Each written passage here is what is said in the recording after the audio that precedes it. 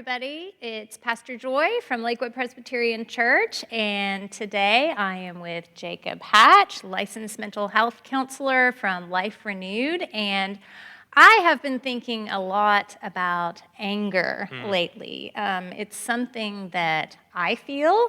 I just got a text from a friend the other day saying, lately I just feel angry with everybody all the time. And, it occurs to me that I don't think that while there's maybe some benefits or times when we should be angry or could be angry, like Jesus was angry in the temple, living in a perpetual state of anger doesn't seem to be healthy or good either. So I just wanted to talk about that a little bit and see what kind of practical Sure. advice you might have for us on Yeah, that's a that. great topic. In fact, it's interesting.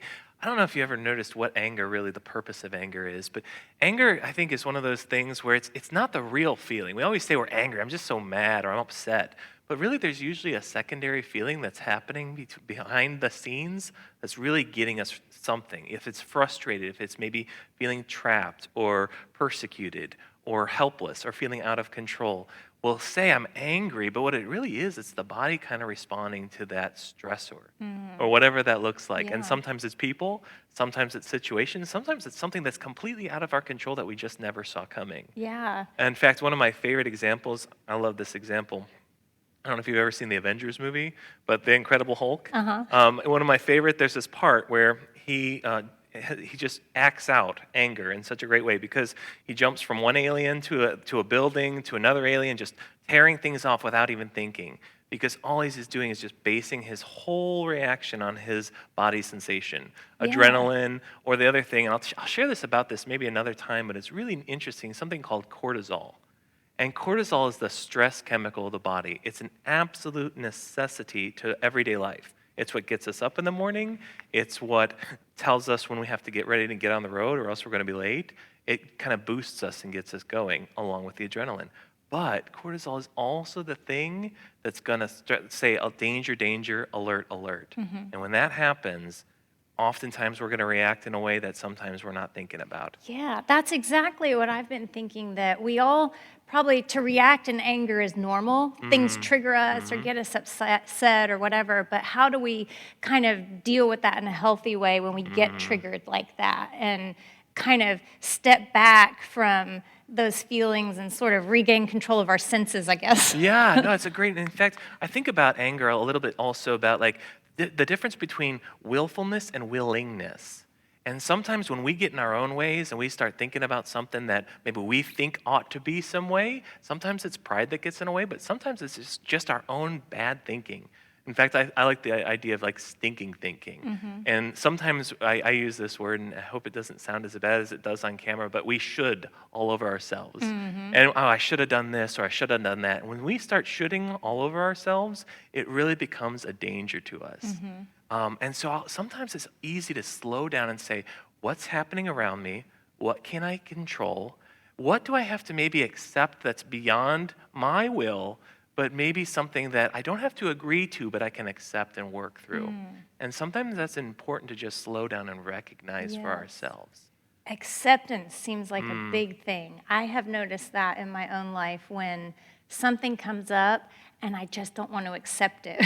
Whatever it is. This happened the other day. We were moving and I realized that I was going to have to take 2 trips back and forth to the old house, and I didn't want to do that. And I saw myself getting angry and frustrated, and as I thought about it while I was driving in the car and had a minute to think about it, I was like, it's just, I'm angry because I don't want to accept Yeah. that I have to make 2 trips. Yeah, and again, it doesn't mean you have to agree. That you can be disappointed or frustrated or maybe resigned, but it still doesn't mean you have to give the approval, but it can be accepting, okay, this is what it is right now. And that's hard sometimes when we get into that stress response. Yeah. So I'll give you a couple really neat tools to use when you start to feel that anger. And one of the things I always tell people is notice when you feel angry, where you feel it. Because that's that cortisol response in the body. That's that Hulk coming out of us. And if we can control that and keep that from happening, we're going to start to feel a little bit better, maybe a little bit more acceptant, and maybe, like we talk about anger, but be angry, but do not sin. And sometimes when we get angry, we get into those behaviors that lead into something that becomes problematic Yeah. in our lives, in our relationships, in maybe just everyday living. So I'll give 2 really neat tools. And one of my favorites is the idea of using our 5 senses. And you can do this anywhere, and I love it because it can happen every moment of the day in different ways. And I'll tell people, use 5, 4, 3, 2, 1. Okay. Look for 5 things. But don't just look and say, oh, there's a green plant. But notice the color and the variant. Oh, that's a dark green or a deep green. Or maybe, oh, look at the difference between that green and this green. This is more forest green and that's more jungle green. Okay. But using your descriptive thoughts will start to slow that down. Notice shadows around the room when light hits and comes in. Notice who you see around and 5 things that you can see. And then you can feel 4 things. Okay. Notice how you're sitting in a chair. Notice the sturdiness or the comfortability of the things that you're on. Notice how the air feels around you. Notice if you feel any wind moving around.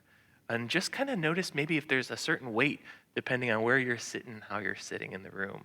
And that will slow things down a little bit. 3 things that you can hear. And it's easy when people say, well, I hear nothing. That's not always true. Sometimes we'll hear the air move, or we'll notice cars moving past, or maybe there's a train we hear, or something like that. You can smell 2 things. Sometimes that's interesting depending on the room you're in. You can be aware maybe it's maybe not so comfortable, but maybe it's a really good scent, an air freshener, or maybe you even smell your own deodorant. And then sometimes even taste. Sometimes you can still taste breakfast. Sometimes maybe you've had lunch or you've had your morning coffee. Notice that. Maybe you just taste the mint you pop in or saliva. And that's okay, but that starts to slow the reaction down. And we can say, what am I really angry at? Is it something that I'm angry at because I got threatened or hurt or disappointed or feel helpless or out of control? That is really helpful. Okay. Great. I'll give one more, and I Yeah. know we're going to run out of time too, because I don't want to take too long. But one of my other favorite things to do is sometimes even to stress muscles in a way that will slow us down. And I tell people, like, hold your fists in as hard as you can and really quickly let them out. Because what it does is it takes some of that adrenaline and cortisol and flushes it out of the system. And you can interesting. work your whole body up too. And I tell people this is even silly too, but don't stop with just like you can shrug your shoulders and then let that down, but go from the heels, go to the legs and hold those legs up and put those down quick. You can lean forward in your chair and kind of stretch your back muscles and your core muscles, but do it quickly. Sometimes people will go like this, okay, I'll let go, and they hold that in. But that's really the body trying to control itself, so do it quick.